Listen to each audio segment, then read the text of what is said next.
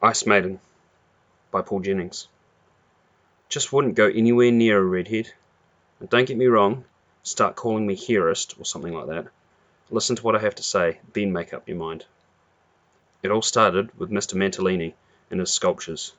They were terrific, were Mr. Mantellini's frozen statues. He carved them out of ice and stood them in his window of his fish shop, which was over the road from the pier, a new ice carving every month. Sometimes it would be a beautiful peacock with its tail fanned out, or maybe a giant fish thrashing itself to death on the end of a line. One of my favourites was a kangaroo with a little joey peering out of her pouch. It was a bit sad, really. On the first day of every month, Mr. Mantellini would throw the old statue out the back into an alley, where it would melt and trickle away into a damp patch on the ground.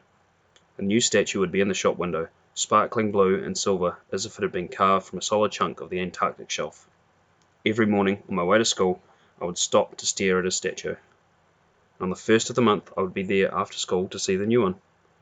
I couldn't bear to go round the back and watch yesterday's sculpture melt into the ground. "Why would you throw them out?" I asked one day. Mr. Mantellini shrugged.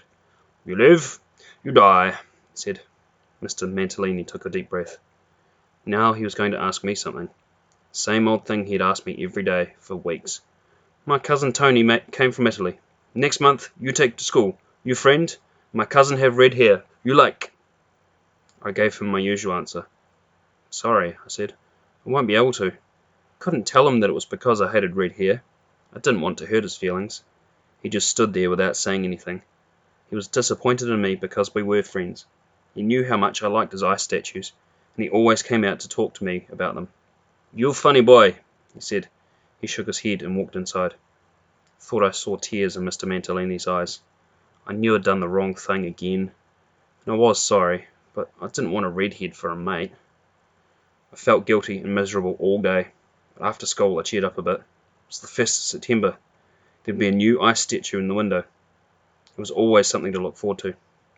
I hurried up to the fish shop and stared through the glass. Couldn't believe what I saw.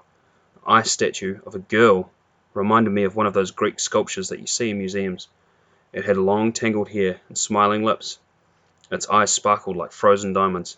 I tell you this, that girl was something else. She was beautiful. "You're beautiful," I said under my breath. "Beautiful." Of course, she was only a statue. She couldn't see or hear me. She was just a life-size ice maiden, standing among the dead fish in the shop window. She was inside a glass fridge, which kept her cold. Her cheeks were covered with frost. I stood there for ages, just gawking at her. I know it's stupid. I would have died if anyone knew what I was thinking. How embarrassing. I had a crush on a piece of ice. Every day after that, I visited the fish shop. I was late for school because of the ice maiden. Filled every spare minute of my time standing outside the window. It was as if I was hypnotized. The ice maiden's smile seemed to be made just for me. Her outstretched hand beckoned me. "Ugh, get real," I said to myself. "What are you doing here, you fool?" I knew I was mad, but something kept drawing me back to the shop. Mr. Mantellini wouldn't meet my gaze. He was cross with me. I pretended the ice girl was my friend. I told her my secrets. Even though she was made of ice, I had this silly feeling that she understood. Mr. Mantellini saw me watching her, but he didn't come outside, and whenever I went inside to buy fish for Mum, he scurried out the back and sent his assistant to serve me. Days passed. Weeks went by. The ice maiden smiled on and on. She never changed. The boys thought I was nuts standing there gawking up at a lump of ice. But she had this power over me, really. Kids started to tease me. "He's in love," said a girl called Simone. I copped a lot of teasing at school, but I still kept gazing at that window. As the days went by, I grew sadder and sadder. I wanted to take the ice girl home. I wanted to keep her forever. But once she was out of her glass cage, in the warm air, her smiling face would melt and drip away. I dreaded the 1st of October, when Mr. Mantellini would take the ice maiden and dump her in the alley, to be destroyed by the warm rays of the sun. On the last day of September, I waited until Mr. Mantellini was serving in the shop. "You can't throw her out," I yelled. "She's too lovely. She's real. You mustn't. You can't."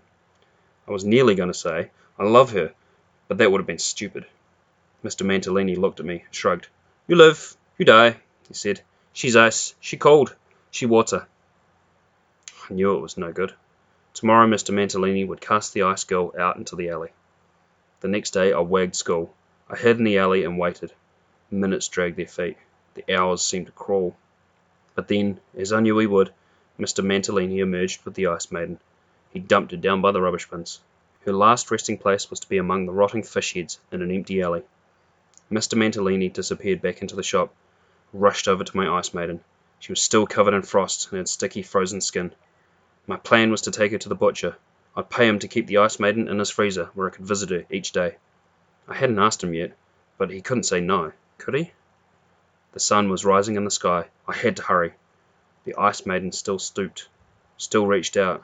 She seemed to know that her time had come. "Don't worry," I said. "I'll save you." Don't know what came over me. Did something crazy. I bent down and gently kissed her on the mouth. It was a long kiss, the longest kiss ever in the history of the world. My lips stuck to hers. My flesh froze onto the ice. Cold needles of pain numbed my lips. I tried to pull away, but I couldn't. The pain made my eyes water. Tears streaked down my face and across the Ice Maiden's cheeks. On we kissed. On and on. I wanted to pull my mouth away, but much as I cared for the Ice Girl, I didn't want my lips to tear away, leaving bleeding skin as a painful reminder of my madness. There I was, kissing ice lips, unable to move. I tried to yell for help, but I couldn't speak. Muffled grunts came out my nose. Horrible nasal noises. No one came to help me. The alley echoed with the noise. I grabbed the Ice Maiden and lifted her up. She was heavy. Her body was still sticky with frost. My fingers stuck fast. She was my prisoner, and I was hers. The sun warmed my back. Tears of agony filled my eyes. If I waited here, she would melt. I would be free, but the Ice Maiden would be gone. Her lovely nose and chin would drip away to nothing. But the cold touch of the Ice Girl was terrible. Her smiling lips burnt my flesh. The tip of my nose was frozen. I ran out of the alley into the street. There was a group of people waiting by a bus stop near the end of the pier. "Help, get me unstuck. I don't want to unhurt the Ice Maiden," was what I tried to say, but what came out was, "The people looked at me as if I was crazy. Some of them laughed. They thought I was acting a fool, an idiot pretending to kiss a statue. I ran back over to Mr. Mantalini's shop and tried to knock on the window with my foot. I had to balance on one leg while holding the Ice Girl in my arms and painfully kissing her at the same time. I fell over with a crunch. Oh agony! Oh misery! Oh pain! My lips, my fingers, my knees. There was no sign of Mr. Mantalini. He must have been in the back room. What could I do? I looked out to sea. If I jumped into the water, it would melt the ice. My lips and fingers would come free, but the Ice Maiden would melt. "Let me go," I whispered in my mind, but she made no answer. My hands were numb. Cold pins pricked me without mercy. I ran towards the pier. I spoke to my Ice Maiden, again without words. I'm sorry, so sorry." I jogged along the pier, further and further. My feet drummed in time with my thoughts. Sorry, sorry, sorry. I stopped and stared down at the waves, and I closed my eyes and jumped, still clutching the ice-cold girl to my chest. Down I plunged. For a frozen moment I hung above the ocean, and then, with a gurgle and a groan, I took the Ice Lady to her doom.